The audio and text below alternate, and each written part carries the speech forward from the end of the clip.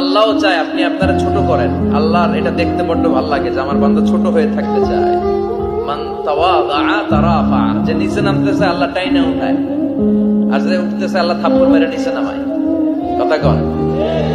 মুসা আলাইহিস সালাম, সহিহ বুখারীর বর্ণনা, বনি ইসরাইলের লোকদের মাঝে ওয়াজ করতেছিলেন, এরকম নসিহত করছিলেন।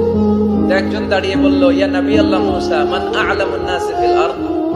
হে মুসা নবী, জানতে বড় মনে চায় বর্তমান পৃথিবীর সবচেয়ে বড় জ্ঞানী কে? মুসা আলাইহিস সালাম কয় আমি। মুসা আলাইহিস সালাম কি বললেন? আনা। আসলে কথাটা ঠিক। আল্লাহ যখন যে নবীকে পৃথিবীতে পাঠায় তখন তাকে সবচেয়ে বেশি জ্ঞান দিয়ে পাঠায়, সেই হিসেবে ঠিকই উনি সবচেয়ে জ্ঞানী। কিন্তু উনি এইভাবে নিজেকে সবচেয়ে বড় জ্ঞানী বলে দিবে, এটা আল্লাহর পছন্দ হয় না।